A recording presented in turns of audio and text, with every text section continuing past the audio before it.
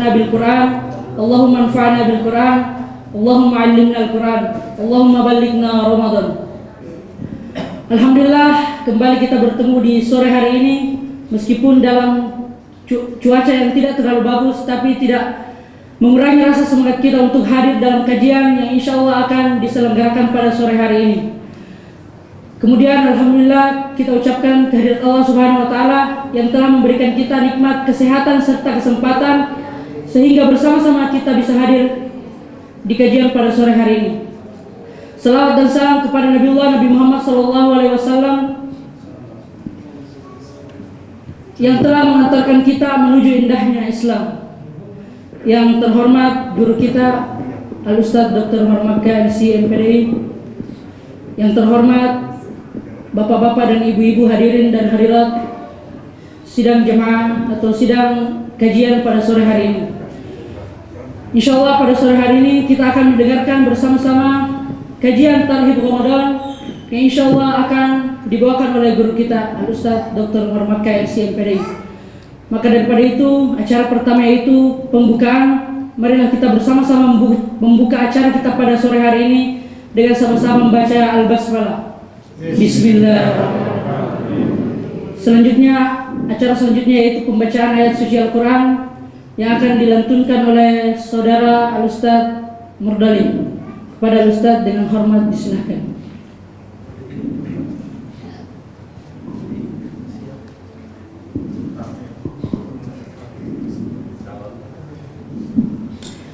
Bismillah, Assalamualaikum warahmatullahi wabarakatuh.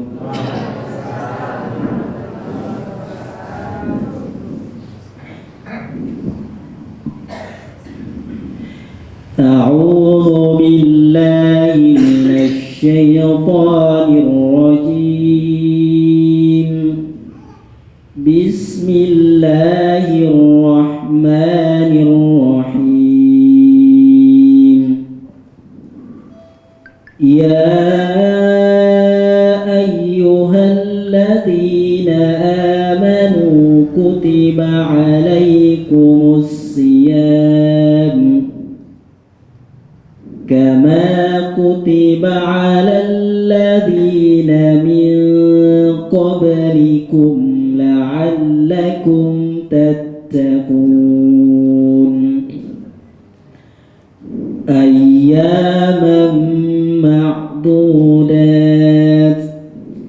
faman kana minkum maridan aw 'ala safarin fa'iddatun min ayyamil ukhra wa 'alal ladzina yutiqunahu fidyatun ta'amu miskin faman tatawwa'a khairan fahuwa khairul lahu wa an tasumu khairul lakum in kuntum ta'lamun. Syahrul Ramadan alladhi unzila fihi al-Qur'an hudan lin-nasi wa bayyinatin minal huda wal furqan faman syahida minkum asy-syahra falyasum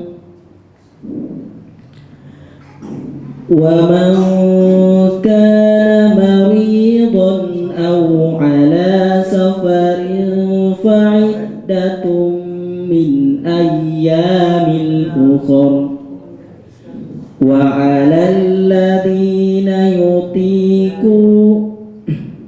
yuridullahu bikumul yusra wa la yuridu bikumul usra wa litukmilul 'iddata wa litukabbirullaha 'ala ma hadakum wa la'allakum tashkurun.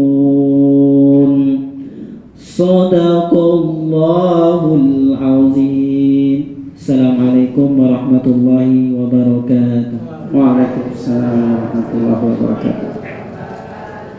Sadaqallahul azim wa sadaqa rasuluhul karim wa nahnu ala dzalika minasyahidin.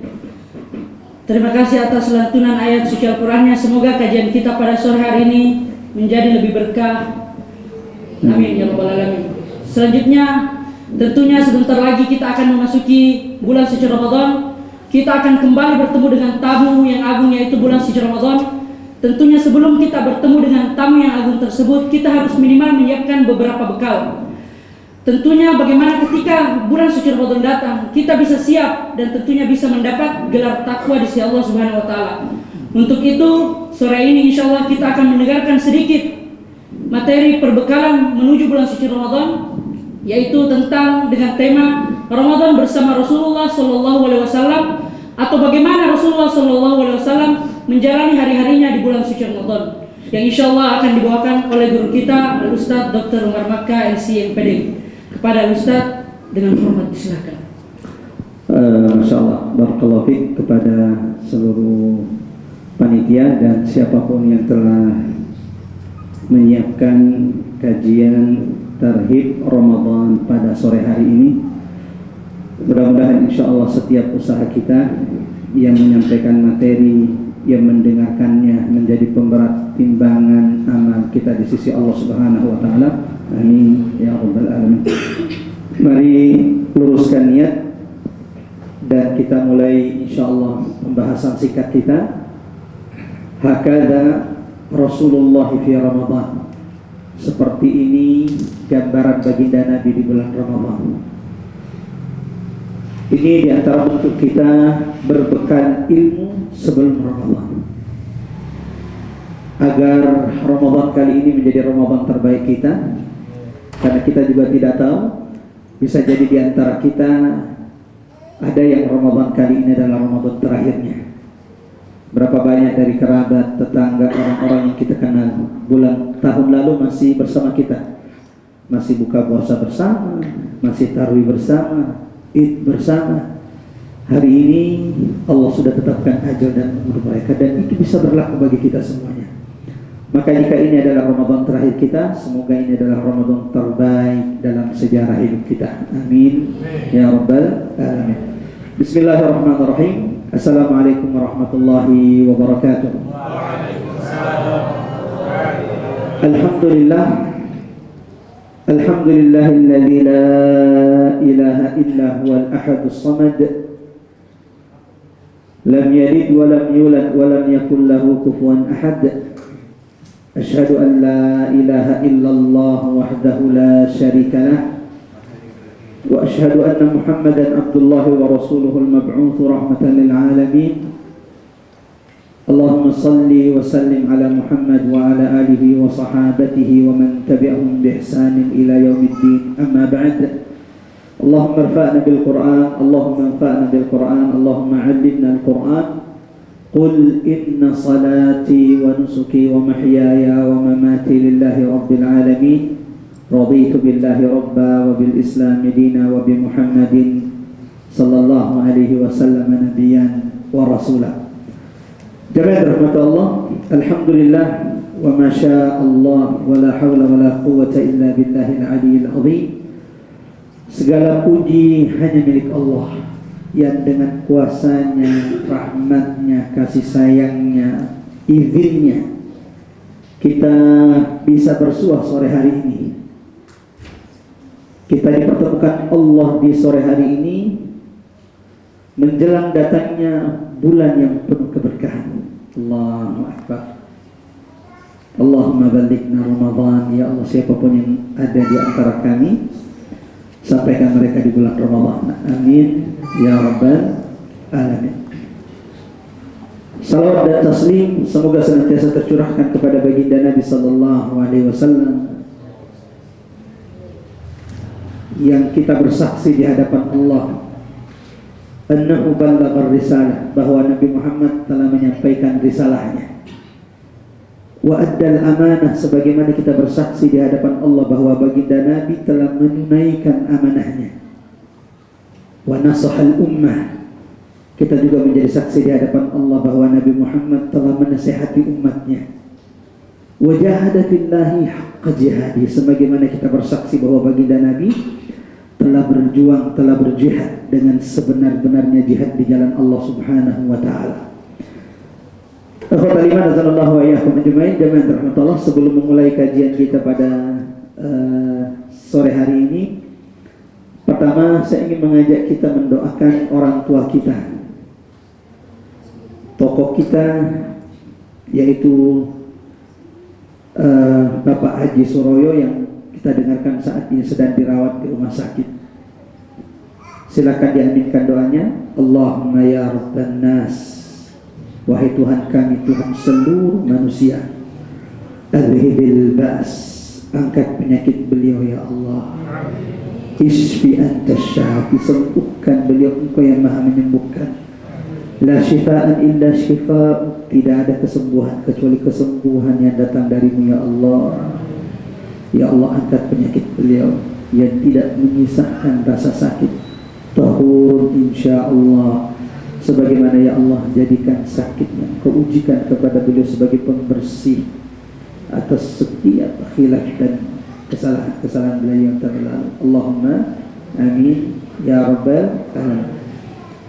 Yang kedua, jangan rahmat Allah, man lam yashkurin nas lam yashkurillah. Barang siapa yang tidak pintar berterima kasih kepada manusia, biasanya juga tidak pintar berterima kasih kepada Allah. Saya ingin mengucapkan terima kasih yang sebesar-besarnya kepada DKM Musholla Al-Ijtihad, ibu-ibu, bapak-bapak Gang Sawo, dan seluruh jamaah Musholla Al-Ijtihad. Saya sering mengatakan ke teman-teman yang saya temui di Jakarta ini, yang kuliah atau kemudian yang tinggal di daerah sini, dari tahun 2002 di Jakarta, alhamdulillah sudah pernah merasakan ngontrak, tinggal, ngekos dari 4 penjuru mata angin Libya. Timurnya sudah, baratnya sudah, utaranya Libya sudah, selatannya Libya juga sudah. Tapi insya Allah saya tidak berlebih-lebihan. Yang paling baik menurut saya, Allahu Akbar, masyarakatnya mudah, kemudian menerima siapapun yang tinggal di sini, adalah Gang Sawo. Saya sering bilang ke adik-adik Libya, coba cari masjid musola anak Libya itu mudah jadi imam. Itu jarang-jarang. Yang ada malah tidak diberikan, walau kadang imamnya itu menyakitkan kita. Bacaannya la haula wala quwata illa billah. Tapi di sini masya Allah kita lihat kelapangan dada tokoh masyarakat, orang tua kita di sini. Saya berdoa mudah-mudahan insya Allah Allah senantiasa melimpahkan keberkahan rahmatnya bagi penduduk Gang Sawo. Amin ya rabbal alamin. Salah satu cita-cita saya adalah Musholla Al-Ijtihad ini, walau dia musholla, tapi setidaknya di Ragunan di Jakarta Selatan, kelak salah satu sumber ilmu itu datang dari tempat ini. Amin ya rabbal alamin. Salah satu kebahagiaan kami ini, sebelum mulai curhat sedikit, salah satu kebahagiaan kami adalah ketika mendengar masya Allah ada anak Gang Sawo sudah mulai simaan 1 juz. Itu adalah keberkahan. Dari awal datang masuk di Gang Sawo ini 2014, lalu kemudian saat itu anak-anak saya tahan, nggak boleh masuk, nggak boleh keluar ke rumah dulu. Lalu di situ terfikir bersama Ustaz Roni dan teman-teman yang lain untuk membuat rumah Quran. Mudah-mudahan insya Allah bukan cuma penghafal juz 30 atau juz 29 atau 5 juz, kelak dari rumah Quran dan dari anak-anak kita di Gang Sawo ini akan lahir penghafal Quran insya Allah. Dan kalau bisa Gang Sawo nanti jadi gang bahasa Arab, gang Quran. Jadi Bude, Pak D yang jualan sayur bahasa Arab. Assalamualaikum. Itu tidak mustahil, ya? Itu tidak mustahil. Di Pare itu ada kampung Inggris di Pare. Ya minimal kita kampung Quran lah ya.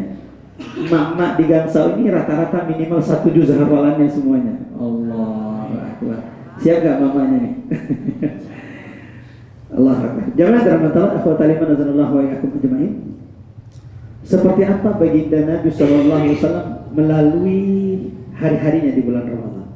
Saya akan bagi menjadi 3 pembahasan kita hari ini. Yang pertama, ma qabla Ramadan. Seperti apa baginda Nabi sebelum bulan Ramadan? Agar kita menghitung-hitung diri kita.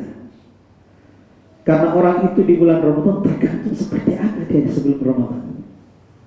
Kalau dia sebelum Ramadan memang bukan ahli musola, nggak pernah sujud, nggak pernah rukuk di musola, jangan harap bisa istiqomah sampai terakhir di bulan Ramadan. Ada sih 1-2, tapi kebanyakan biasanya Gansau sih tidak ya.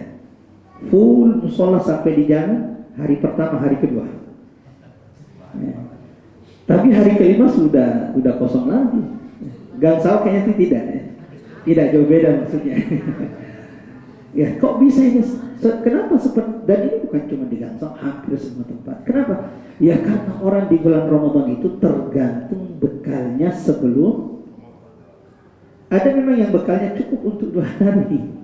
Jadi setelah 2 hari pertama, hari kedua paling cepat tarawih. Baru maghrib udah pasang sejadahnya.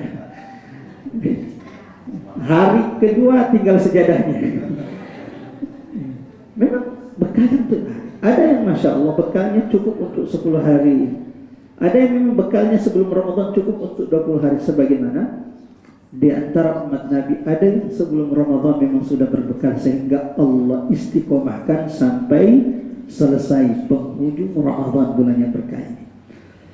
Pembahasan kedua yang akan kita bahas jemaah rahmat Allah, seperti apa Nabi di bulan Ramadan, seperti apa sih puasanya Nabi. Ini penting, banyak orang nggak tahu seperti apa puasanya Nabi sehingga dia merasa sudah puasa itu udah kayak puasa Nabi. Habis tarawih gaplek sampai subuh, terus merasa bahwa udah kayak Nabi. Lah enggak, Nabi nggak main gaplek di malam bulan Ramadan. Ini pentingnya untuk berbekal ilmu. Yang ketiga, jamaah rahmatullah akhwatal iman radhiyallahu wa iyyakum ajmain. Apa saja ibadah-ibadah yang betul-betul dijaga oleh Nabi di bulan Ramadan, agar ini menjadi pelajaran bagi setiap di antara kita. Kita mulai pembahasan kita pertama. Seperti apa baginda Nabi sallallahu alaihi wasallam sebelum Ramadan? Ibunda Aisyah radhiyallahu anha meriwayatkan bahwa Nabi itu sebelum datangnya Ramadan mempersiapkan dirinya dan sahabatnya sebelum datang Ramadan. Jadi ini yang pertama, Nabi itu memang mempersiapkan diri dan sahabatnya sebelum datang bulan Ramadan.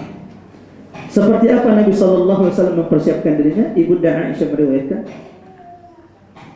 "Wa ma ra'aituhu aktsara siyaman." Nabi itu tidak pernah berpuasa 1 bulan full. Nabi tidak pernah berpuasa 1 bulan full kecuali di bulan Ramadan. Jadi tidak ada Nabi puasa full kecuali bulan. Tapi kata Ibunda Aisyah, "Wa ma ra'aituhu aktsara siyaman min inna fi Sya'ban."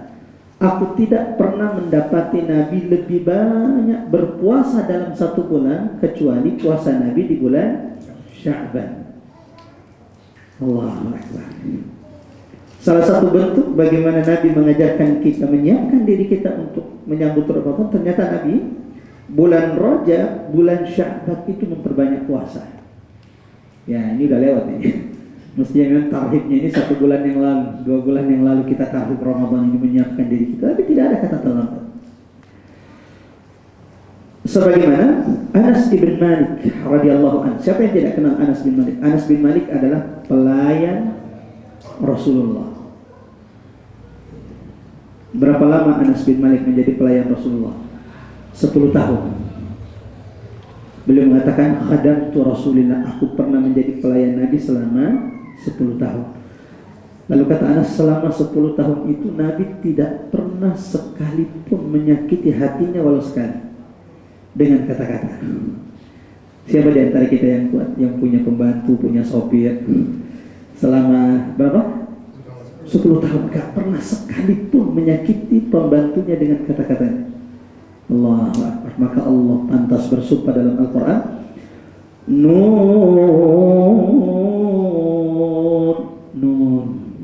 wal qalami wa ma yasturun, demi pena dan apa yang ditulisnya. Allah menyanjung Nabi di surah ini, sesungguhnya engkau Muhammad benar-benar dalam budi akhlak, budi pekerti dan akhlak yang amat sangat mulia. Kata Anas bin Malik, jamaah rahmatullah, akhwatal iman azanallahu wa iyyakum ajmain. Kana muslimun, beliau menceritakan umat Islam di masa sahabat ini. Anas bin Malik adalah sahabat Nabi yang paling terakhir wafat. Nah, jadi salah satu sahabat yang paling bukan lagi salah satu tapi paling terakhir wafat. Sahabat Nabi siapa? Anas bin Malik. Dan itu berkat doa baginda Nabi, karena Nabi pernah mendoakan agar sahabat ini dipanjangkan Allah umurnya, diperbanyak keturunannya, dan diberikan ilmu yang banyak oleh Allah. Kata Anas bin Malik, kana muslimun, bahwa umat Islam di masa kami idza dakhala syahru Sya'ban, kalau sudah masuk bulan Sya'ban, Allahu Akbar. Seperti apa sahabat Nabi kalau sudah masuk bulan Sya'ban? Inkabtu 'alal masahif. Mereka mulai mendekatkan diri dengan mushaf, dengan Quran. Salah satu kegembiraan saya beberapa tahun terakhir di Gang Sawo ini adalah mulai dari tahun pertama sampai kemudian kedua, ketiga tinggal di sini, saya melihat setiap tahun semangat bapak-bapak untuk baca Quran di malam hari itu semakin bertambah. Mudah-mudahan ketua DKM yang baru insya Allah kembali memaksimalkan tahun ini, amin ya rabbal alamin. Yang paling banyak khotamnya kalau bisa hadiahnya umroh bagi yang mampu.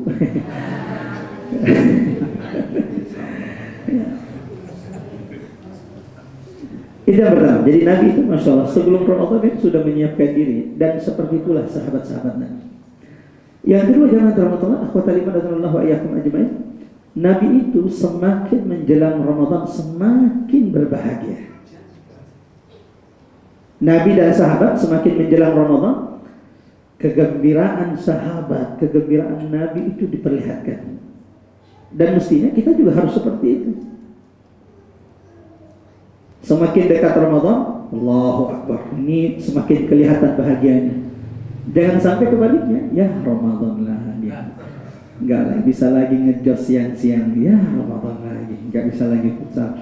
Nah, kalau begitu berarti kita tidak tahu spesialnya bulan Ramadan. Kenapa Nabi dan sahabatnya bahagia ketika datang 40? Sementara Allah katakan satu malam Lailatul Qadar itu lebih baik, khairun. Berapa lebih baik? Wallahu a'lam. Bisa jadi 2 kali lipatnya 1000 bulan, bisa jadi 3 kali lipatnya, bisa jadi 10 kali lipatnya. Maka orang yang Allah tidak pertemukan dengan Lailatul Qadar, orang yang Allah haramkan Lailatul Qadar, ketika Lailatul Qadar mereka bermaksiat, ketika Lailatul Qadar mereka tertidur, ketika Lailatul Qadar mereka kemudian melakukan perbuatan sia-sia, dia telah kehilangan keberkahan, kebaikan yang begitu banyak. Kalau sama saja dengan 1000 bulan, itu berarti 83 tahun lebih. Maksudnya bagaimana Ustaz? Kalau malam itu kita bersedekah di musola 100.000, 50, 10.000 lah, anggap 10.000 kita sedekah di malam, maka itu seperti sedekah tidak pernah terputus walau cuma satu malam selama 83 tahun. Siapa yang bisa? Saya akan hadiahkan, ini betul-betul bukan tidak apa. Saya akan hadiahkan peta Masjidil Aqsa. Silakan angkat tangan.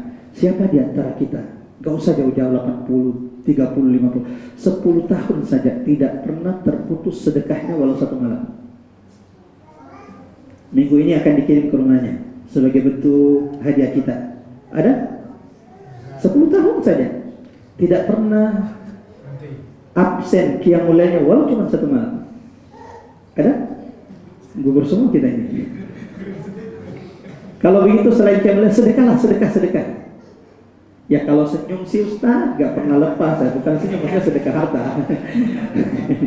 Sedekah harta. Ada? Itu beruntungnya orang yang mendapatkan Lailatul.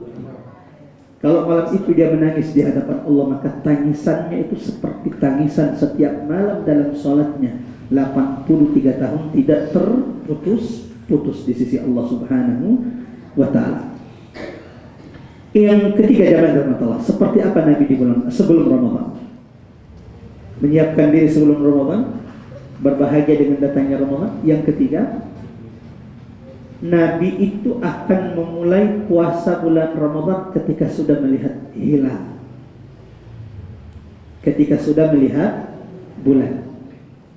Sebagaimana firman Allah dalam Quran surah Al-Baqarah ayat 185, "Faman syahida minkumus syahra falyasum." Barang siapa di antara kalian yang sudah melihat bulan, maka hendaklah dia memulai berpuasa. Sebagaimana hadis Nabi, sumu li ru'yatihi, puasalah kalian karena melihat bulan, sebagaimana berbukalah kalian karena melihat bulan. Kenapa ini perlu ditegaskan? Mungkin di Jakarta tidak banyak penyimpangan-penyimpangan, tetapi di daerah zaman Ramadan terkadang kita menemukan penyimpangan dalam memulai dan mengakhiri puasa. Ada orang memulai puasa itu dengan pasang surutnya air laut. Jadi taruh kayu di pinggir laut, kalau airnya sampai di sini kita mulai puasa besok. Nah, itu kan tidak pernah disyariatkan Nabi SAW. Mulailah puasa karena pasang surutnya air laut. Ada juga yang puasa karena menunggu ilham wangsit yang turun kepada gurunya. Jadi bukan masalah melihat bulan atau menyempurnakan hitungan Sya'ban, karena Nabi mengatakan fa in ghumma alaikum, kalau bulan Ramadan hilal itu tidak terlihat karena hujan, kabut, awan atau lain-lainnya, maka sempurnakan hitungan bilangan Sya'ban menjadi 30. Nah, mereka bukan itu yang dijadikan kaidah. Apa yang dijadikan kaidah? Gurunya sudah dapat wahyu ilham atau tidak? Kalau sudah dapat puasa tuh, maka terkadang kita menemukan ada kelompok-kelompok Idul Fitrinya 2 hari sebelum kita. Nah, kok bisa itu 2 hari sebelum kita? Itu memang bukan masalah bulan itu. Tapi kan apa? Ilham, wahyu yang katanya didapatkan oleh gurunya atau pemimpinnya. Jelas ini menyimpang, tidak sesuai dengan apa yang dicontohkan Nabi Sallallahu Alaihi Wasallam. Jemaah rahmatullah, akhwatal iman azanullah wa iyyakum jemaah, kita tidak tahu bagaimana awal Ramadan kali ini. Kita hanya bisa berdoa mudah-mudahan insyaallah umat Islam di Indonesia ini bersatu, mengawali Ramadan dan bersatu mengakhiri bulan Ramadan. Kalaupun akhirnya terjadi perbedaan, kalau saya ditanya maka saya akan mengatakan ikuti pemerintah. Karena puasa itu semestinya di antara hikmahnya adalah menyatukan kaum muslimin. Walau kita tidak usah menjadikan ini sebagai perdebatan ya. Terlebih bahwa biasanya salah satu ormas yang menentukan hari atau awal Ramadan ini juga dibolehkan, diizinkan oleh pemerintah kita. Akan tetapi mestinya memang pemerintah itu menyatukan umat Islam. Gak boleh itu ada dua. Semestinya kalau pemimpin itu kuat, pemerintahan itu kuat, tidak boleh ada 2 kali awal puasa atau kemudian berbeda akhir puasa. Mudah-mudahan insya Allah senantiasa memperbaiki kondisi keadaan negeri kita, amin ya rabbal alamin. Dan siapapun yang menginginkan kerusakan, keburukan untuk negeri kita tercinta, kita hanya bisa mengadu kepada Allah agar Allah kemudian mengembalikan makar tipu daya mereka kepada mereka. Poin pertama sudah kita selesaikan, seperti apa Nabi sebelum Ramadan. Yang kedua, seperti apa gambar puasa Nabi? Dari bangun tidur, sahur, sampai tidur lagi. Yang pertama, jamaah rahmat Allah, Rasulullah Sallallahu Alaihi Wasallam akan memulai berniat semenjak malam. Dan ini yang masya Allah diamalkan di musola ini. Itu sudah benar. Jadi mulai dari malam hari kaum muslimin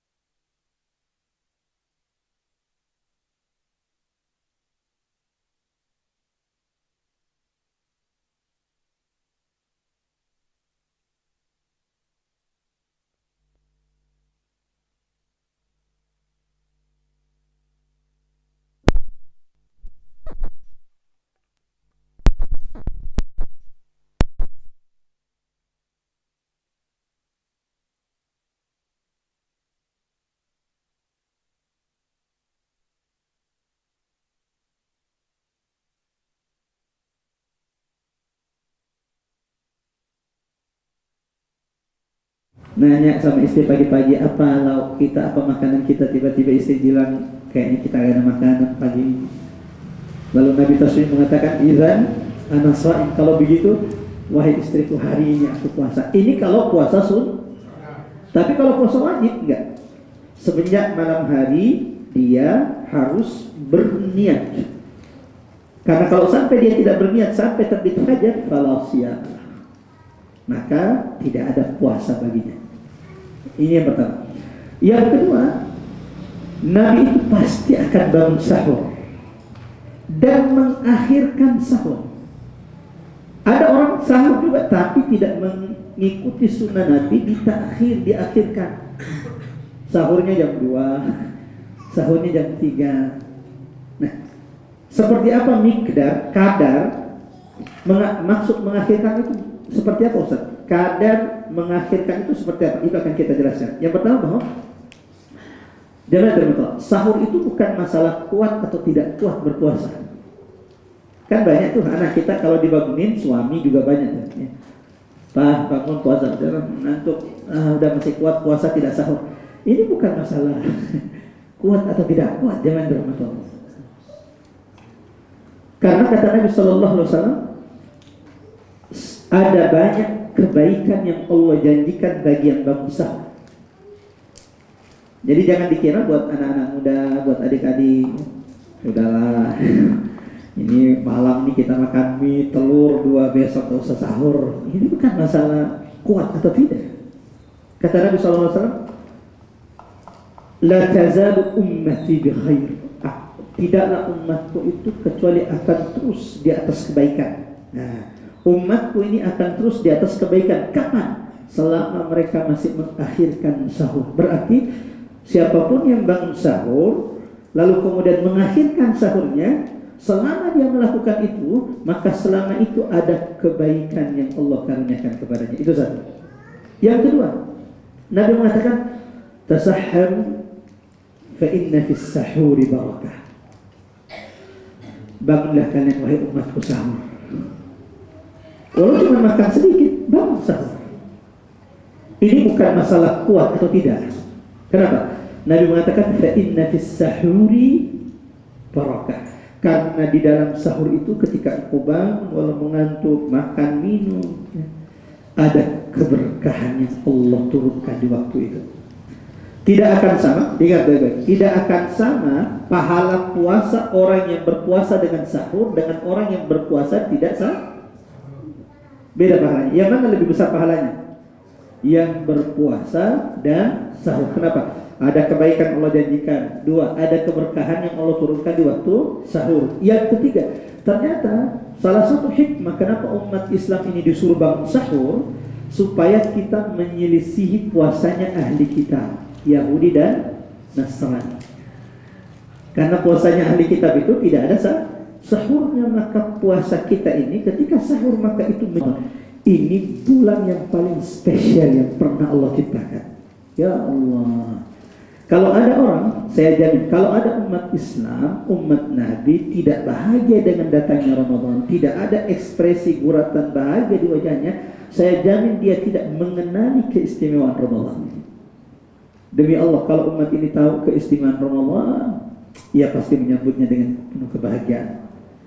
Kenapa? Satu, dalam hadis diriwayatkan oleh Imam Ahmad, Nabi bersabda, qad ja'akum Ramadan. Kenapa sih mesti bahagia dengan datangnya Ramadan? Kata Nabi, telah datang kepada kalian bulan Ramadan. 1, berbahagialah dengan Ramadan. Kenapa? Syahrun mubarak. Ramadan itu adalah bulan yang paling berkah. Banyak orang halalkan segala cara demi kelihatan kaya, walau kemudian hartanya tidak ada yang berkah. Padahal harta itu bukannya banyak, tempat tinggal itu bukan besarnya, tapi berkahnya. Karena harta yang menyelamatkan kita di hadapan Allah, Allah adalah harta yang berkah. Ada orang demi jabatan, demi kekuasaan, halalkan segala cara, melakukan kecurangan, korupsi, menyogok. Nah, semua itu dibenci oleh Allah. Padahal jabatan itu bukan banyaknya jabatan, berkahnya jabatan. Ya betul, ada hadis sebaik-baik manusia itu adalah yang paling panjang umurnya dan berkah. Tapi umur itu bukan panjangnya yang dilihat, berkahnya yang dilihat. Ibu Beda rahmatullah, saya mau tanya, yang bisa jawab hadiahnya umroh, lagi-lagi bagi yang mampu. Berapa umurnya Sayyidah Fatimah ketika diwafatkan Allah? Sebelum saya tanya penuntut ilmu nih, kalau nggak bisa jawab kita pakai jurus pesantren. Enggak nih, masya Allah. Ada berapa? Siapa tahu? Ada ibu tahu berapa umur Sayyidah Fatimah ketika diwafatkan Allah? Boleh googling? 1, 2, 3. Ada yang tahu? Jangan dari tahu berapa umurnya Sayyidah Fatimah? Sekitar 35 tahun. Sayyidah Fatimah putri Nabi itu wafat di umur berapa? 3. Muda atau tidak? Banget. Allahu Akbar. Tapi coba lihat, di umurnya yang cuma 35 tahun di atas muka bumi ini, amalnya yang sudah dilakukan sehingga Allah memilih beliau menjadi salah satu dari 4 pemimpin wanita-wanita penghuni surga. Allahu Akbar. Kalau laki-lakinya, ada seorang sahabat umurnya dalam Islam itu cuma 6 tahun. Bapak-bapak, sudah berapa tahun kita dalam Islam? Oh, dari lahirlah kita. Saya, anggaplah saya 17 tahun, lupa kalau saya sudah tua. Anggaplah saya 41 tahun. Sudah 40 tahun umur kita dalam Islam. Sahabat ini cuma 6 tahun. Masuk Islam di umur 31 tahun, wafat di umur 37, berarti 6 tahun dalam umurnya dalam Islam. Tapi di hari wafatnya beliau, dengarkan apa kata Nabi. Ketika sahabat ini meninggal, apa kata Nabi? Ihtazza arsyur rahman. Arsy Allah itu bergetar dengan wafatnya sahabatku ini yang cuma 6 tahun umurnya dalam Islam. Bukan cuma itu kata Nabi, bukan, arsy itu adalah makhluk terbesar Allah, bergetar di hari wafatnya. Yang kedua kata Nabi, hari ini jenazah sahabatku ini dihadiri 70.000 malaikat Allah. Dan 70.000 malaikat Allah yang turun dari langit ini tidak akan pernah turun lagi setelahnya. Dia hanya turun untuk satu orang ini. Karena setelah itu 70.000 malaikat ini tidak akan pernah lagi turun di bumi Allah. Siapa sahabat ini? Sa'ad bin Mu'adz radhiyallahu anhu. Siapa yang ingin mendapatkan keberkahan? Hati-hati, Ramadan sudah akan datang. Ini adalah bulan penuh keberkahan. Kalau ingin berkah, jaga, perbanyak ketaatan di bulan Ramadan. Yang kedua kata Nabi, kenapa kita mesti harus bahagia dengan datangnya Ramadan? Kata Nabi sallallahu alaihi wasallam, tuftahu fihi abwabul jannah. Karena di bulan Ramadan, hanya di Ramadan pintu-pintu surga Allah yang 8 itu terbuka. Sehingga ada yang menyuruh orang-orang beriman, ya baghiyal khair, wahai kalian yang mau masuk surga, halumu, bersegeralah, ini Ramadan datang, pintu-pintu surga Allah itu dibuka. Ya Allah. Tapi kan ini perkara gaib, kita tidak bisa melihatnya. Maka hanya orang yang punya iman yang akan mengimani itu. Yang ketiga kata Nabi, waktu ghaddu fihi abwabul jahim.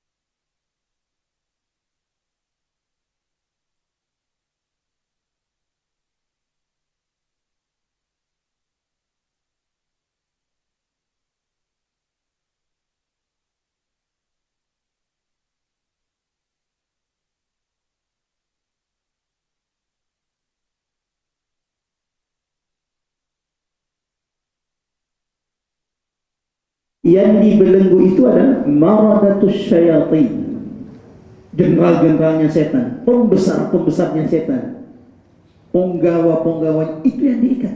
Sementara kroco-kroconya itu masih berkeliaran. Jadi tetap aja, tapi yang berkeliaran itu adalah, tapi kan itu musibah. Kalau yang menggoda itu cuma kroco-kroco, kita masih tergoda, itu musibah. Itu menunjukkan imannya memang lemah sekali. Sudah pembesar setan diikat masih juga tergoda, itu menunjukkan lemahnya iman. Ada penjelasan ulama yang mengatakan bahwa betul setan jin itu diikat, tetapi hawa nafsu manusia tetap ada. Setan jin diikat, tapi kan setan itu ada dua.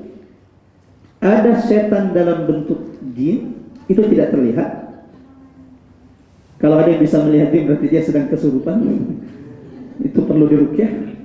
Orang tua yang kadang bangga anaknya punya indera keenam, sixth sense, masuk ke rumahnya orang, sepertinya di samping ibu ada, itu bukan kelebihan, keistimewaan. Itu anak, kalau di Sulawesi namanya adong koreng, itu anak perlu diruqyah. Itu anak kesurupan. Karena kita tidak bisa melihat jin. Normalnya itu nggak bisa melihat jin. Oke, setan itu ada dua kata Allah. Ada setan dalam bentuk jin, ini tidak terlihat. Yang kedua, ada setan dalam bentuk manusia. Nah, jangan sampai kita ini jadi setan dalam bentuk manusia. Dalilnya apa Ustaz? Jelas surah An-Nas, minal jinnati, ada setan dari golongan jin dan golongan manusia. Di surah yang lain, Quran surah Al-An'am, Allah Subhanahu wa taala berfirman, wa kadzalika ja'alna likulli nabiyyin aduwwa, demikianlah kami jadikan bagi setiap nabi itu musuh yang memusuhi dakwah para nabi. Siapa yang memusuhi dakwah para nabi? Kata Allah, syayatinal insi wal jin. Yang memusuhi dakwah para nabi itu setan manusia dan setan. Ada yang unik di ayat ini surah Al-An'am. Siapa dulu yang disebut? Lihat ya, syayatinal insi wal jinni. Setan apa dulu yang disebutkan? Kata ulama, kenapa setan manusia dulu disebutkan di sini? Karena urusan menghalangi dakwah, ya, menghalangi dakwah para nabi, menghalangi dakwah para ulama. Setan manusia itu lebih dahsyat, lebih hebat. Pernah dengar nggak? Ada pengajian ustadz dibubarkan sama sekelompok jin karena jinnya tidak setuju. Pernah dengar? Saya kayaknya sampai hari ini belum pernah dengar deh. Itu kalau ada perlu juga tidak data itu. Para amat jinnya. Tapi pernah nggak dengar ada pengajian ustadz dibubarkan, nggak jadi, diberhentikan? Pernah dengar nggak? Dibubarkan sama manusia? Oh sering. Itu berarti setan jin manusia itu lebih parah dalam menentang dakwah daripada setan jin. Sudah berapa keistimewaan Ramadan kita sebutkan? 4. Seperti bahagianya Nabi dan sahabat-sahabatnya. Ibadallah ummatul Islam, jamaah Allah. Bulan ini begitu istimewa, sehingga kalau ada orang mati diberikan kesempatan untuk ke dunia, salah satu yang mereka minta, kata ulama, adalah dikembalikan Allah di bulan Ramadan, dipertemukan dengan Ramadan, karena dahsyatnya bulan Ramadan. Yang kelima kata Nabi, fihi lailatun hiya khairun min alfi syahr. Di dalam bulan Ramadan ini ada satu malam, dia jauh lebih mulia daripada 1000 bulan. Allahu Akbar. Ingat, Allah tidak mengatakan sama, tapi khairun. Dan kata khairun ini disebutkan dalam bentuk nakirah. Ini kalau orang bahasa Arab pahamnya. Maksudnya tidak dijelaskan berapa baiknya itu Lailatul Qadar dari 1000 bulan. 1000 bulan saja kalau mau ditahunkan 83 tahun. Kita cek di sini di antara jamaah, ada yang sudah sampai umurnya 83 tahun? Paling tua kayaknya Pak Haji. Pak Haji berapa? 75. Masya Allah, udah bonus dari umur Nabi ini. Masya Allah, ini sudah malaikat maut sudah senyum-senyum saja tiap hari. Enggak, Masya Allah. Salah satu yang kita lihat keistiqomahan, Masya Allah, orang tua kita, dan kita doakan beliau dan semua jamaah di sini, termasuk kita semua husnul khatimah. Amin ya rabbal alamin. 78 ya? 75. Allah Pak. Jadi ibu-ibu jangan-jangan ada yang ternyata sudah tua tapi karena skin care kelihatan lebih muda. Enggak ada ya? Oke. Allah Akbar. Di antara kita saja belum ada yang umurnya 80. Sementara Allah katakan satu malam Lailatul Qadar itu lebih baik. Khairun. Berapa lebih baik? Wallahu a'lam. Bisa jadi 2 kali lipatnya 1000 bulan. Bisa jadi 3 kali lipatnya, bisa jadi 10 kali lipatnya. Maka orang yang Allah tidak pertemukan dengan Lailatul Qadar, orang yang Allah haramkan Lailatul Qadar, ketika Lailatul Qadar mereka bermaksiat, ketika Lailatul Qadar mereka tertidur, ketika Lailatul Qadar mereka kemudian melakukan perbuatan sia-sia, dia telah kehilangan keberkahan, kebaikan yang begitu banyak. Kalau sama saja dengan 1000 bulan, itu berarti 83 tahun lebih. Maksudnya bagaimana Ustaz? Kalau malam itu kita bersedekah di musola 100.000, 50, 10.000 lah, anggap 10.000 kita sedekah di malam. Maka itu seperti sedekah tidak pernah terputus walau cuma satu malam selama 83 tahun. Siapa yang bisa? Saya akan hadiahkan, ini betul-betul, bukan tidak apa. Saya akan hadiahkan peta Masjidil Aqsa. Silakan angkat tangan. Siapa di antara kita? Gak usah jauh-jauh 80, 30, 50, 10 tahun saja tidak pernah terputus sedekahnya walau satu malam. Minggu ini akan dikirim ke rumahnya sebagai bentuk hadiah kita. Ada? 10 tahun saja tidak pernah absen qiyamul lailnya walau cuma satu malam. Ada? Gugur semua kita ini. Kalau begitu selain qiyamul lail, sedekah. Ya kalau senyum si Ustaz gak pernah lepas ya. Bukan senyum, maksudnya sedekah harta. Sedekah harta. Ada? Itu beruntungnya orang yang mendapatkan Lailatul. Kalau malam itu dia menangis di hadapan Allah, maka tangisannya itu seperti tangisan setiap malam dalam sholatnya. 83 tahun tidak terputus di sisi Allah Subhanahu wa Ta'ala. Yang ketiga, jamaah rahmatullah, seperti apa Nabi di bulan sebelum Ramadan? Menyiapkan diri sebelum Ramadan, berbahagia dengan datangnya Ramadan. Yang ketiga, Nabi itu akan memulai puasa bulan Ramadan ketika sudah melihat hilal. Ketika sudah melihat bulan. Sebagaimana firman Allah dalam Quran surah Al-Baqarah ayat 185, "Faman syahida minkumus syahra falyasum." Barang siapa di antara kalian yang sudah melihat bulan, maka hendaklah dia memulai berpuasa. Sebagaimana hadis Nabi, sumu li ru'yatihi, puasalah kalian karena melihat bulan, sebagaimana berbukalah kalian karena melihat bulan. Kenapa ini perlu ditegaskan? Mungkin di Jakarta tidak banyak penyimpangan, tetapi di daerah jamaah rahmatullah terkadang kita menemukan penyimpangan dalam memulai dan mengakhiri puasa. Ada orang memulai puasa itu dengan pasang surutnya air laut. Jadi taruh kayu di pinggir laut, kalau airnya sampai di sini kita mulai puasa besok. Nah, itu kan tidak pernah disyariatkan Nabi SAW. Mulailah puasa karena pasang surutnya air laut. Ada juga yang puasa karena menunggu ilham wangsit yang turun kepada gurunya.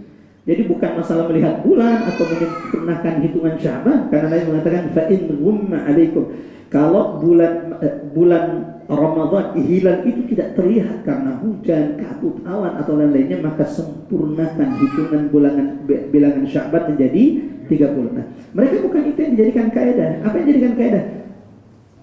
Gurunya sudah dapat wahyu ilham atau tidak? Kalau sudah dapat puasa tuh, maka terkadang kita menemukan ada kelompok-kelompok Idul Fitrinya 2 hari sebelum kita.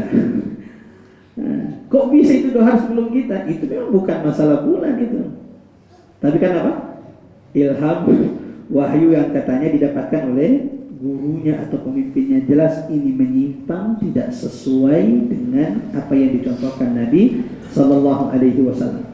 Jemaah rahmatullah, akhwatal iman radhiyallahu wa iyyakum jemaah, kita tidak tahu bagaimana awal Ramadan kali ini. Kita hanya bisa berdoa mudah-mudahan insyaallah umat Islam di Indonesia ini bersatu, mengawali Ramadan dan bersatu mengakhiri bulan Ramadan. Kalau kalaupun akhirnya terjadi perbedaan, kalau saya ditanya maka saya akan mengatakan ikuti pemerintah.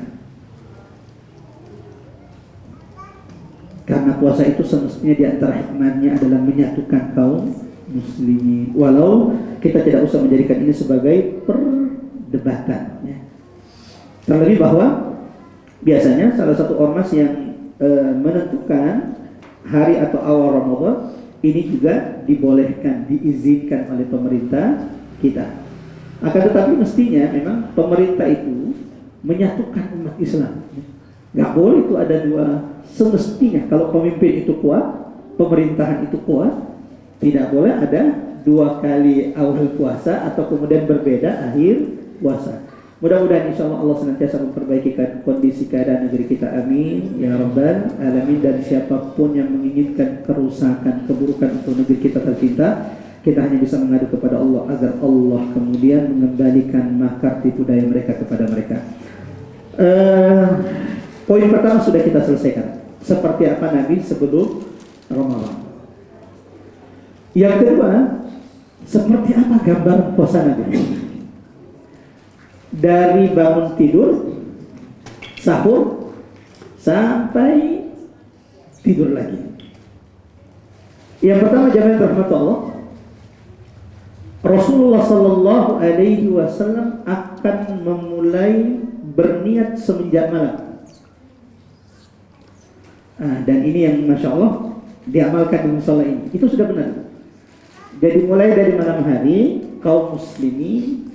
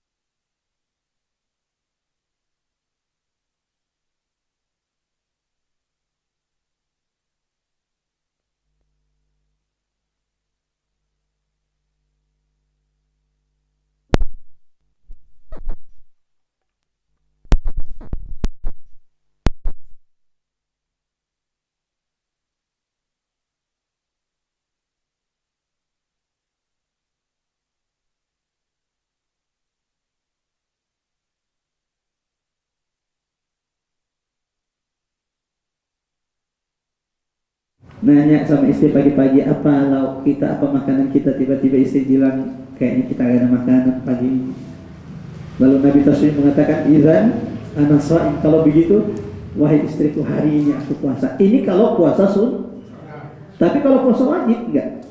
Semenjak malam hari dia harus berniat. Karena kalau sampai dia tidak berniat sampai terbit fajar, fala siyam, maka tidak ada puasa baginya.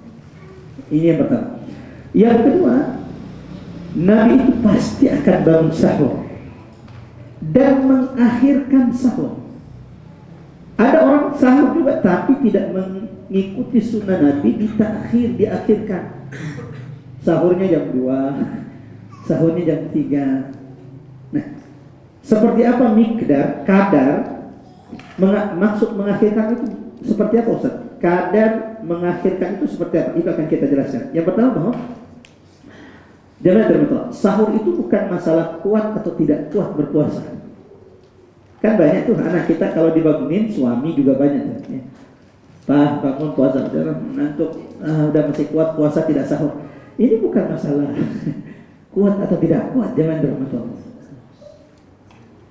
Karena kata Nabi Sallallahu Alaihi Wasallam, ada banyak kebaikan yang Allah janjikan bagi yang bangun sahur.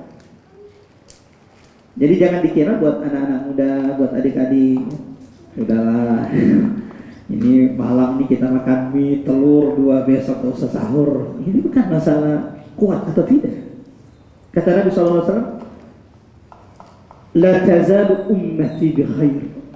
Tidaklah umatku itu kecuali akan terus di atas kebaikan. Nah, umatku ini akan terus di atas kebaikan. Kapan? Selama mereka masih mengakhirkan sahur. Berarti siapapun yang bangun sahur lalu kemudian mengakhirkan sahurnya, selama dia melakukan itu, maka selama itu ada kebaikan yang Allah karuniakan kepadanya. Itu satu. Yang kedua, Nabi mengatakan, tasahharu fa inna fis sahuri barakah. Bangunlah kalian wahai umatku sahur. Walau cuma makan sedikit, bangun sahur. Ini bukan masalah kuat atau tidak. Kenapa? Nabi mengatakan fa inna fis sahuri barakah. Karena di dalam sahur itu ketika engkau bangun walau mengantuk, makan, minum, ada keberkahan yang Allah turunkan di waktu itu. Tidak akan sama, ingat baik-baik, tidak akan sama pahala puasa orang yang berpuasa dengan sahur dengan orang yang berpuasa tidak sahur. Beda pahalanya. Yang mana lebih besar pahalanya? Yang berpuasa dan sahur. Kenapa? Ada kebaikan Allah janjikan. 2, ada keberkahan yang Allah turunkan di waktu sahur. Yang ketiga, ternyata salah satu hikmah kenapa umat Islam ini disuruh bangun sahur, supaya kita menyelisihi puasanya ahli kitab, Yahudi dan Nasrani. Karena puasanya ahli kitab itu tidak ada sahurnya, maka puasa kita ini ketika sahur maka itu menyelisihinya. Terakhir jemaah dirahmati Allah, kenapa kita dianjurkan untuk sahur? Di dalam Quran surah Az-Zariyat Allah menceritakan tentang hamba-hamba Allah yang dimasukkan ke dalam surga. Siapa yang tidak ingin surga di sini? Allahu Akbar. Tidak apa-apa di dunia, kontrak yang penting di akhirat dapat rumah di sisi Allah. Kenapa? Rumah di surga itu, sahabat menanya, ya Rasulullah, al-baitu fil jannah ma bina'a. Rumah di surga itu seperti apa bangunannya? Maka saya ingin mengingatkan diri saya kepada saudara, jangan demi hanya untuk terlihat kaya, terlihat punya rumah yang bagus, akhirnya menghalalkan segala cara, mengambil yang haram, mengambil yang bukan hak, memalsukan, melakukan kecurangan. Jangan. Kenapa? Apa yang Allah janjikan di akhirat bagi orang-orang beriman jauh lebih baik dan kekal. Contoh, Nabi pernah ditanya, ya Rasulullah, rumah di surga itu seperti apa bentuknya? Kata Nabi, labinatun min dhahabin wa fiddah. Rumah di surga itu batu batanya terbuat dari emas dan perak. Ada orang kaya di Jakarta Selatan atau di Indonesia ini batu bata rumahnya terbuat dari perak atau emas? Kalau ada bagus juga itu Ramadan kan, Idul Fitri ke sana. Minta satu batu bata aja. Enggak ada. Tapi itulah rumahmu di surga ya umat Islam, wahai umat Muhammad, kalau kita istiqomah menjaga agama kita. Nah, dalam Quran surah Az-Zariyat Allah menceritakan tentang orang-orang yang dimasukkan ke dalam surga, dan ternyata salah satu amalan yang membuat mereka masuk surga. Siapa yang tidak mau masuk surga? Semua kita ingin masuk surga. Salah satu amalan yang membuatnya dimasukkan Allah ke dalam surga, Quran surah Az-Zariyat, Allah katakan, wa bil ashari hum yastaghfirun. Mereka ini adalah orang-orang yang di waktu sahur senantiasa memperbanyak istighfar kepada Allah. Siapapun yang ingin masuk surga di antara kita, ingat, waktu sahur apa amalan yang perlu diperbanyak? Istighfar kepada Allah Subhanahu wa ta'ala. 2, Nabi mulai berniat dari malam. Nabi pasti akan bangun sahur. Ada banyak kebaikan yang dijanjikan bagi orang yang bangun sahur. Dan salah satu amalan yang perlu diperbanyak ketika bangun sahur adalah selain makan dan minum. Tapi kan ujian sahur itu berat. Acara-acara TV kayaknya kalau waktu sahur itu paling rame, paling menyesatkan itu. Memalingkan orang untuk kemudian memperbanyak istighfar. Sama tuh waktu buka puasa sama waktu sahur. waktu buka puasa biasanya sinetron terbaik favorit emak-emak itu biasanya tayangnya kapan? Waktu menjelang buka puasa. Ya. Yang ketiga jamaah rahmat Allah. Ya. Rasulullah sallallahu alaihi wasallam puasanya Nabi kan sahurnya sudah ya, sekarang berarti seperti apa puasanya Nabi? Nabi itu kalau puasa jamaah rahmatullah bukan cuma tidak makan dan tidak minum. Imam Al-Ghazali rahimahullah membagi puasa itu menjadi 3 tingkatan. Kita cek puasa kita ada di level mana. Jadi kata Imam Al-Ghazali puasa manusia itu terbagi menjadi Shaumul awam, puasanya orang awam, ya.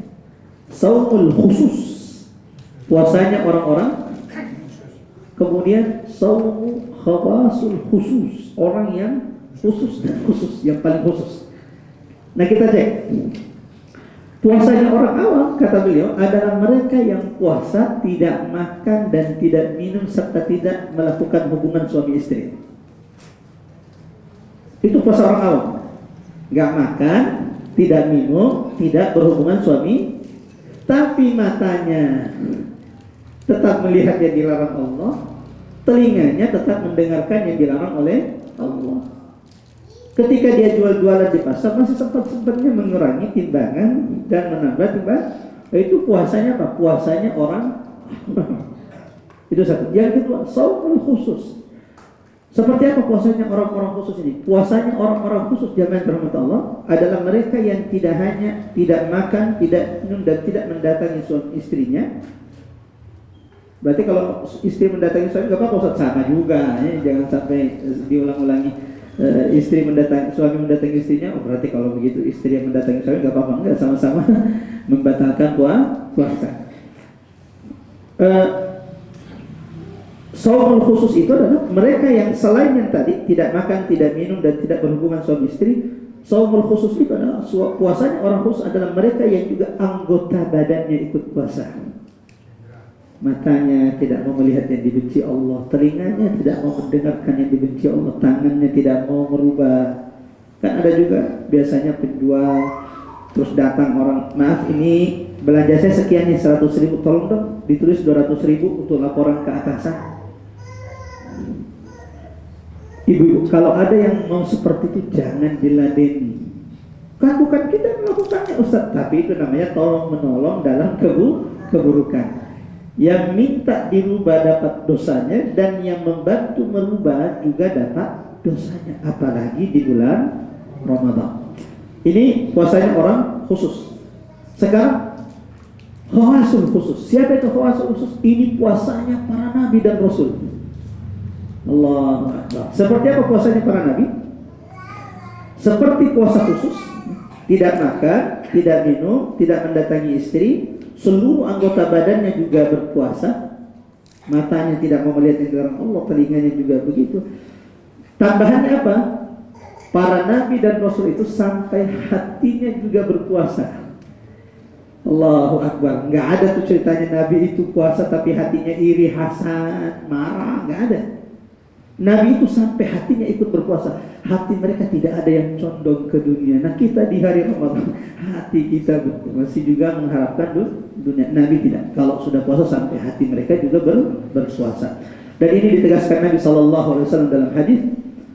Barang siapa malam yada qaulaz zuri wal amala bi, barang siapa yang tidak meninggalkan perkataan buruk, ucapan buruk dan perbuatan buruk, maka Allah tidak butuh dengan puasanya.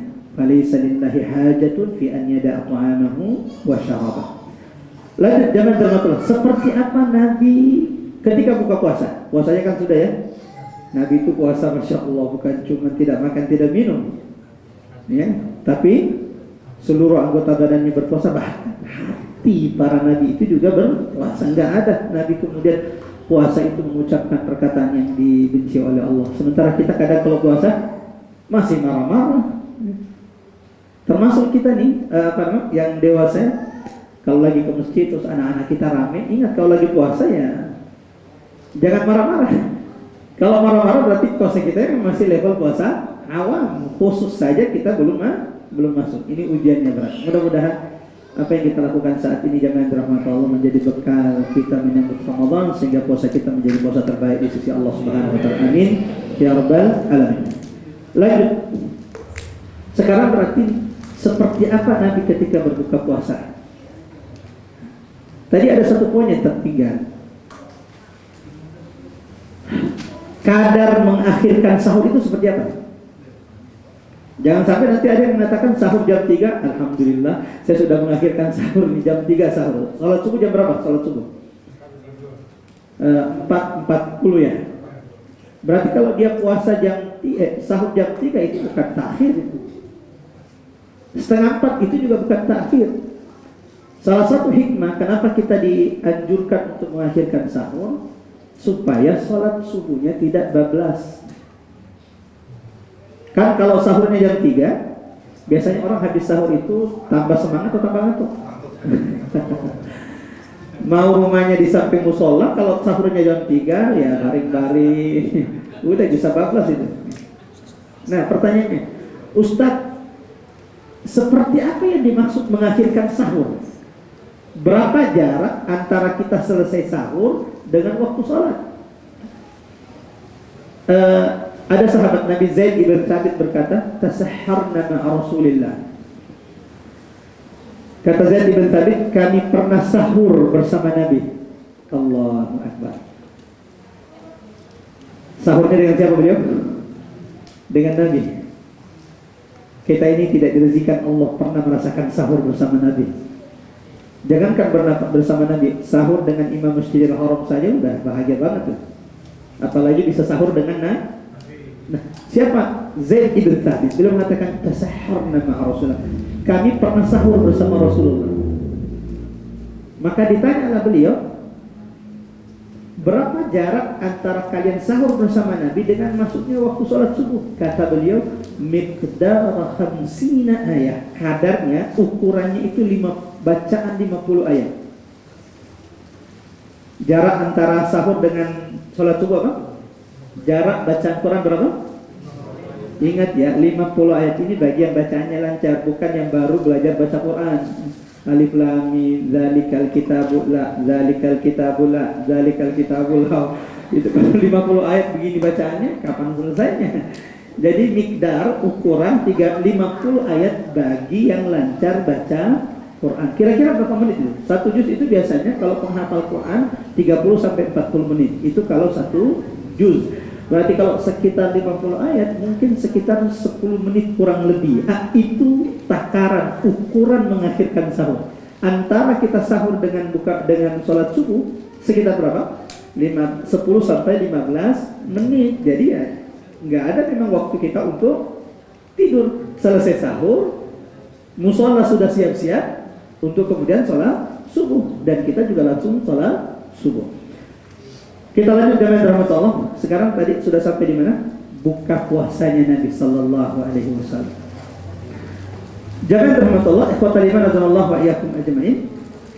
Nabi itu senantiasa mempercepat buka puasanya dan tidak mengundur-undurnya.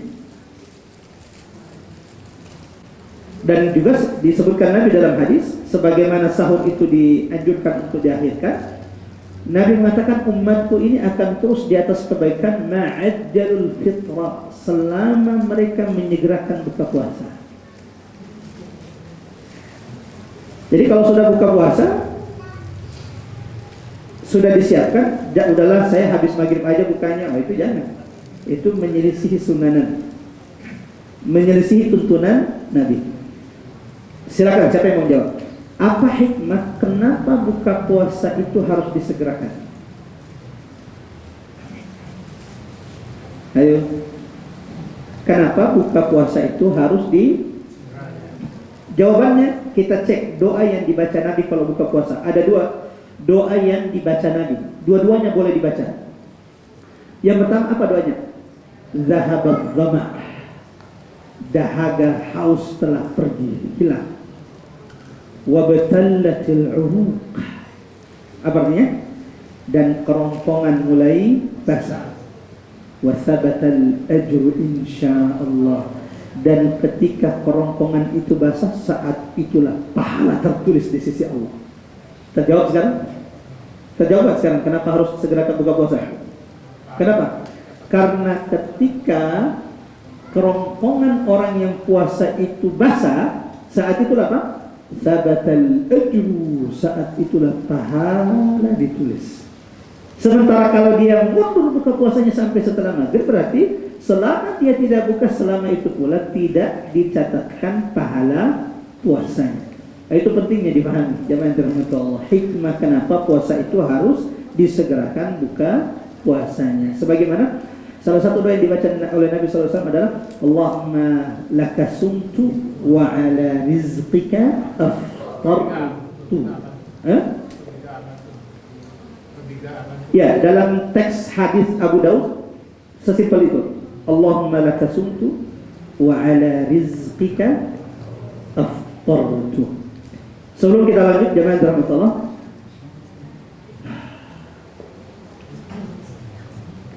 ada yang diingatkan Nabi supaya kita tidak lupa ketika buka puasa. Apa itu? Memperbanyak doa ketika berbuka puasa. Tapi biasanya kita udah kalau sudah buka puasa di depan kita, Masya Allah ya, lupa kita, hilang akal sudah kalau sudah lihat gorengan. Bedanya buka puasa kita dengan Nabi apa? Nabi itu kalau buka puasa pasti diawali dengan apa? Nabi kurma. Kalau kita nggak afdol kalau nggak gorengan. Ya. Kalau tidak ada kurma maka Nabi akan minum air. Kalau tidak ada air maka Nabi akan memulai dengan yang manis. Ya. Seperti itu Nabi Shallallahu Alaihi Wasallam. Nah, jamaah rahmatullah, akhwat iman radhiyallahu anhum, mengingat waktu kita yang sangat terbatas. Nabi Shallallahu Alaihi Wasallam, jamaah rahmatullah, akhwat iman radhiyallahu anhum,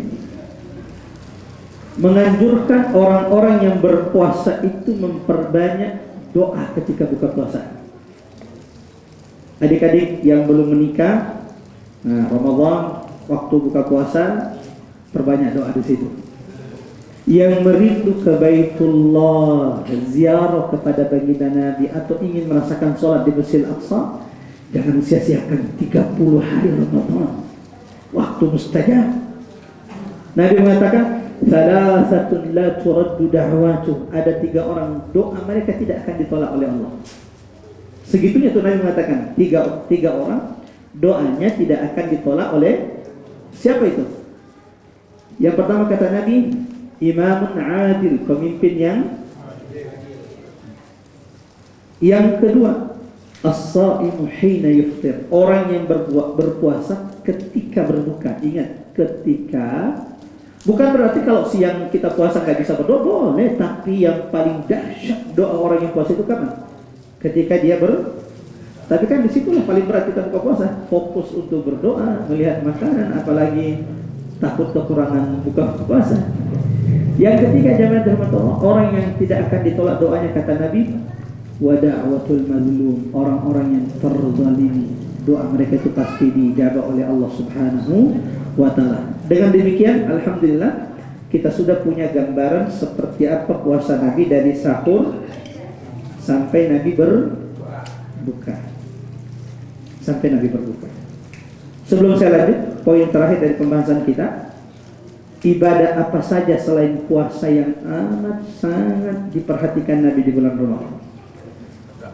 Ada yang unik dari ayat, kalau kita tadabburi ayat-ayat puasa. Ayat puasa itu dimulai dari ayat berapa? Surah Al-Baqarah 18. Ya ayyuhalladzina amanu kutiba alaikumus shiyam. Kemudian 184, ayyaman ma'dudat. 185, syahrul ramadhan alladzi unzila fihi al-Qur'an. 186. Yang ini 186 enggak ada kata Ramadan, enggak ada kata puasa. Beda di 187. 187 uhilla lakum, wah ini bagi yang sudah punya istri nih. Uhilla lakum lailatas shiyam arrafathu ila nisaikum hunna libasul lakum. Kok sampai panjang dikasih amanah jomblo-jomblo. Yang ini tadi ayat 186 itu nggak ada kata puasa, nggak ada kata Ramadan. Apa ayatnya? Wa idza sadaka ibadi anni, dan jika hambaku bertanya kepada Muhammad tentangku, fa inni qarib, katakan aku sungguh sangat dekat. Ujibu da'watad da'i idza da'an, aku menjawab munajat doa-doa orang yang berdoa. Apa hikmahnya kalau begitu? Kenapa ayat 186 ini nggak ada kata puasa, tapi hanya bercerita tentang doa? Menunjukkan kata ulama bahwa Allah itu lebih dekat dengan hambanya di bulan Ramadan. Satu. Yang kedua, doa itu semakin didengar, diijabah Allah di bulan Ramadan. Sebagai penutup, ikhwatal iman radhiyallahu wa iyyakum ajma'in, jamaah dirahmatillah Allah Subhanahu wa taala.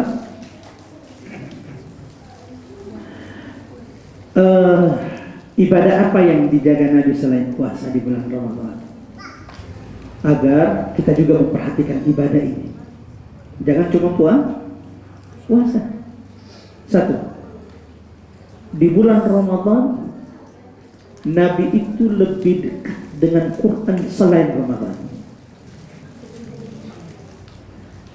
Ibadah yang tidak pernah ditinggalkan Nabi dan sahabatnya, dan seperti itu pula tabi'in dan tabi'ut tabi'in di bulan Ramadan adalah Al-Quran. Memperbanyak tilawah Al-Quran. Jadi dari sekarang kita sudah bisa tuh ya, didaftar. Nanti mungkin Pak Ketua DKM dibantu insya Allah sama adik-adik mahasiswa di sini, termasuk teman-teman, adik-adik, ada Ustaz Roni, adik-adik dari Rumah Quran Al-Manarah, menjadikan bulan Ramadan ini sebagai Syahrul Quran. Ibu-ibunya, setahu saya, masya Allah, melalui Ummu Sahan itu sudah punya program khatam. Selesai itu. Nah, mudah-mudahan insya Allah Ramadan didaftarkan siapa saya bapak-bapaknya, insya Allah. Dan boleh jamaah rahmat Allah, semua infak sedekah yang masuk ke musola digunakan untuk memakmurkan musola ini. Jangan takut menggunakan harta yang diinfakkan untuk memakmurkan masjid. Terkadang kan ini biasanya kita kalau untuk fisik nggak hitung-hitungan, tapi untuk isi masjid, memakmurkannya dengan program-program, kadang kita perhitungan. Padahal memakmurkan masjid itu dua, memakmurkan secara fisik, yang kedua memakmurkan secara kegiatan program di dalam masjid. Apa yang pertama ibadah yang amat sangat diperhatikan Nabi di bulan Ramadan dan sahabatnya? Tilawatul Quran. Abdullah bin Abbas, sebagaimana dalam hadis riwayat Imam Al-Bukhari, sahabat Nabi Abdullah bin Abbas meriwayatkan bahwa khusus bulan Ramadan ini bagaimana Nabi bersama Quran di bulan Ramadan. Khusus di bulan Ramadan, Nabi itu akan didatangi oleh Jibril setiap malam. Yalqahu Jibril fi kulli lailah. Kalau di luar Ramadan, Jibril itu akan datang kepada Nabi kalau ada wahyu. Kalau tidak ada wahyu, kadang jeda beberapa hari, Jibril tidak turun. Tapi kalau sudah masuk Ramadan, Jibril itu kata Abdullah bin Abbas, yalqahu Jibril fi kulli lailatin, setiap malam di bulan Ramadan Nabi akan didatangi oleh Jibril untuk apa? Yudarisul Quran, untuk mengecek bacaan Quran Nabi, hafalan Quran Nabi. Pelajarannya bagi kita, jemaah rahmat Allah, mestinya Ramadan itu juga menjadi momen bagi kita memperbaiki bacaan Quran kita, mendatangi ustaz kita, mengecek bacaan Quran kita.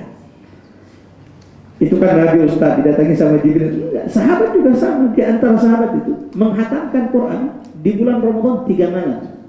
Bahkan ada sahabat hatamkan Quran dalam satu qiyamul lail. Utsman ibn Affan radhiyallahu anhu. Siapa di antara kita nih? 30 juz. Kalau juz 30 sih ya alhamdulillah sudah pernah merasakan, tapi 30 juz dalam satu qiyamul lail. Mulai dari ba'da isya dan sebelum sahur, sebelum salat subuh beliau sudah selesai dari qiyam. Itulah Utsman ibn Affan, sedikit di antara sahabat yang menghatamkan Quran dalam salat malamnya, dan ketika beliau wafat syahid terbunuh Di tangannya Utsman bukan handphone, tapi di tangannya adalah mushaf yang sedang dibacanya, yang dipenuhi dengan darahnya yang berkucur. Ketika orang-orang Khawarij itu membunuh sahabat Utsman ibn Affan radhiyallahu anhu. Bukan cuma itu kan sahabat Ustaz, beda. Tabi'ut tabi'in juga sama. Imam Qatadah, Ibrahim An-Nakhai, yang di luar Ramadan mereka khatamkan Quran setiap 7 hari, dan kalau sudah masuk Ramadan setiap 3 hari mereka khatamkan, dan setiap masuk 10 terakhir Ramadan dalam 2 hari mereka khatamkan. Bahkan yang lebih dahsyat dari itu yang pernah kita dengar, Imam Asy-Syafi'i rahimahullah, yang kebanyakan kita orang Indonesia ini pengikut mazhab Syafi'i. Berapa kali Imam Syafi'i khatam dalam bulan Ramadan? 60 kali khatam. Itu berarti sehari berapa kali khatamnya? Gimana baca Quran itu? Itu gak ada betul-betul kegiatan kayaknya. Tapi itu yang terjadi, itu yang diriwayatkan murid-muridnya. Dalam Ramadan beliau menghatamkan berapa? 60 khatmah, 60 kali khatam. Mudah-mudahan kita direzekikan minimal sekali khatam bersama Quran di bulan Ramadan. Siap? Insya Allah tabaraka wa ta'ala. Ya, 2. Ingat ya, ibadah apa yang pertama diperhatikan Nabi di bulan Ramadan? Bacaan memperbaiki baca Quran, menambah pemahaman Al-Quran. Yang kedua, salah satu ibadah yang diajarkan, diteladankan Nabi dan sahabatnya di bulan Ramadan selain puasa adalah qiyamul lail. Menghidupkan Ramadan dengan salat malam, termasuk tarawih. Dua-duanya sunnah. Yang mau qiyamul lail nanti tengah malam boleh, yang tarawih juga boleh, karena dua-duanya sunnah. Dua-duanya sunnah Nabi. Qiyamul lail 11 rakaat itu di masa Nabi. Ketika Nabi di bulan Ramadan keluar sholat, tiba-tiba ada sahabat melihat Nabi sholat, ikut di belakangnya. Yang ikut malam pertama umumkan, sampaikan kepada aneh tadi malam sholat bersama Nabi, sehingga malam kedua bertambah banyak sahabat Nabi yang ikut sholat di belakang Nabi. Siapa yang tidak mau diimami oleh Nabi? Yang baca Qurannya persis seperti bacaan Quran Jibril. Semakin banyak ikut. Yang ikut malam kedua mengumumkan kepada yang lain, sahabat lain, aneh tadi malam. Sehingga malam ketika sudah hampir full masjid Nabi, sahabat menunggu mana Nabi ini salat malam, kita tunggu. Ternyata Nabi tidak datang. Padahal mereka sudah berkumpul ingin diimami Nabi. Besoknya mereka bertanya, ya Rasulullah, kenapa engkau tidak datang? Kata Nabi, saya takut kalau saya datang, la wajabat, Allah wajibkan kepada kalian pasti tidak akan mampu. Itu bentuk kasih sayang Nabi kepada kita. Kalau 23 Ustaz, jadi tidak ada orang yang memperdebatkan 11-23 kecuali orang yang tidak punya ilmu atau punya ilmu sepotong-sepotong. 11 rakaat itu yang dilakukan Nabi, 23 rakaat itu yang dilakukan Umar Ibn Khattab. Dan Nabi mengatakan, berpegang teguhlah kalian kepada sunnahku dan sunnah khulafaur rasyidin, termasuk Umar Ibn Khattab. Yang salah itu adalah yang tidak memperbaiki cara sholat malamnya ataupun tarawihnya. Tidak ada tumakninanya, Fatihahnya satu nafas. Alhamdulillah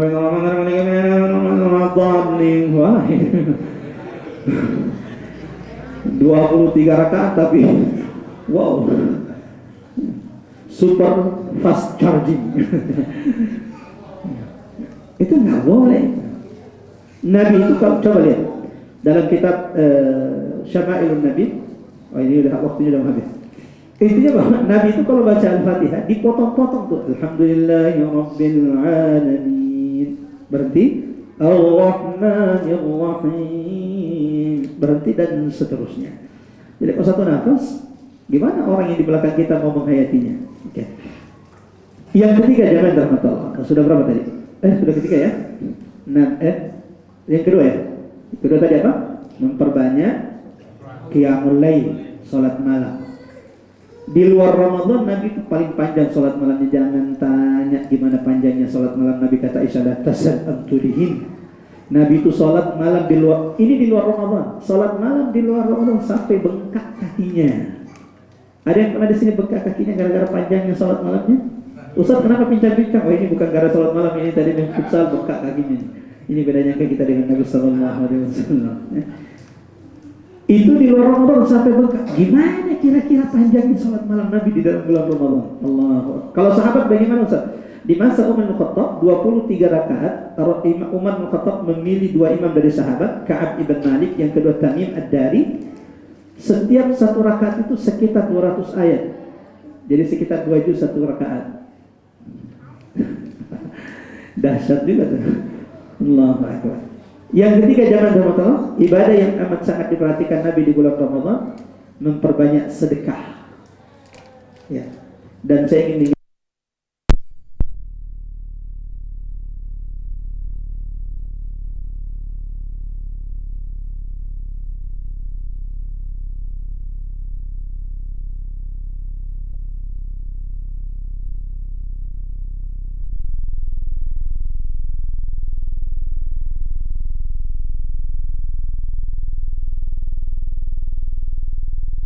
dermawannya Nabi di bulan Ramadan saking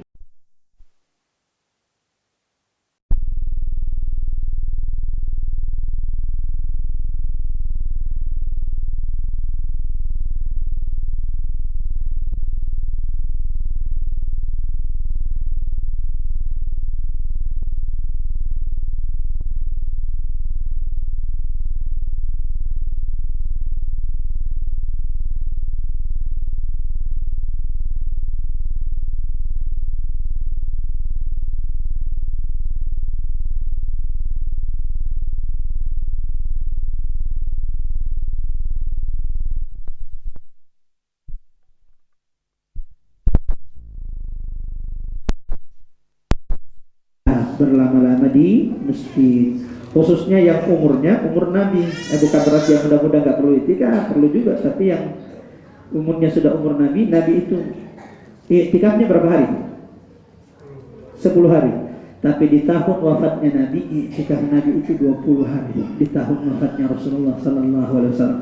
Mudah-mudahan singkat ini bermanfaat dengan firman Allah. Allah mampukan kita meladani baginda Rasul Sallallahu Alaihi Wasallam. Allah jadikan Ramadan kali ini Ramadan terbaik bagi kita, dan Allah karuniakan ampunannya kepada kita, sebagaimana mudah-mudahan kita dipertemukan Allah dengan Lailatul Qadar, dan kita serta orang tua kita di bulan Ramadan ini dipilih oleh Allah keturunan-keturunan kita di antara mereka yang dibebaskan dari siksa neraka Allah Subhanahu wa taala. Amin ya rabbal alamin. Kita tutup dengan baca surah Al-Asr. A'udzubillahi minasyaitonir rajim. Bismillahirrahmanirrahim. Wal 'asr innal insana lafi khusr illa alladhina amanu wa 'amilus shalihat wa tawassaw bil haqqi wa tawassaw bis sabr. Kita tutup dengan doa kelutuan majelis. Subhanakallahumma bihamdik asyhadu an la ilaha illa anta nastaghfiruka wa atubu ilaik. Wassallallahu ala Muhammad wa ala ali Muhammad. Wassalamualaikum warahmatullahi wabarakatuh.